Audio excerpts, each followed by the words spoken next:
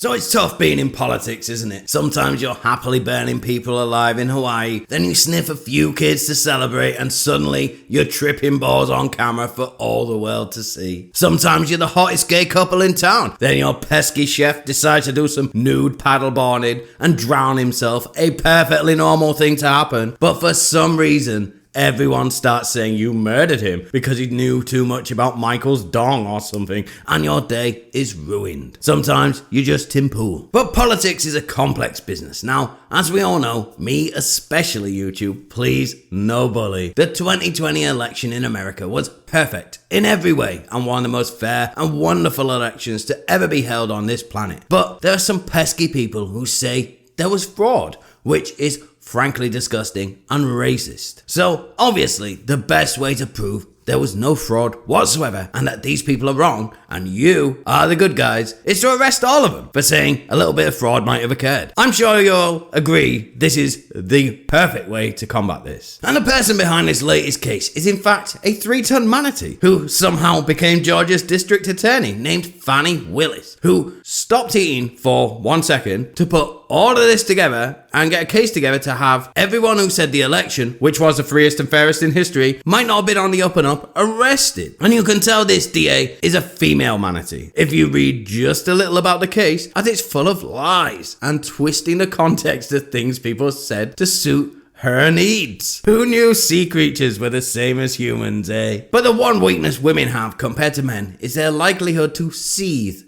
too much and not be able to keep a level head and just keep on with the mission. Now, Trump is already being prosecuted in New York, but the male prosecutor, Mr. Bragg or whatever his name is, knows the power of a mugshot. So when Trump was arrested, there was no mugshot released. Now, tons of fun Fani Willis got a little too ahead of herself and started championing how, yes, Trump will be arraigned and he will have a mugshot, and the left started creaming themselves in anticipation. Then the moment comes and the mugshot is released. The usual suspects like this federal agent coomed everywhere thinking this was the most epic own of all time. However, you see, these people are idiots and do not understand how anything works, and Trump, sensing an opportunity to look cool, made his comeback to Twitter with a simple post and coined his 2024 campaign slogan, "Never surrender," and also immediately began selling said slogan on t-shirts for the entire country to wear. And that tweet dwarfed any other post seething about Trump. 1.5 million likes, nearly 500,000 retweets, one of the most successful tweets of all time, and the image became iconic because,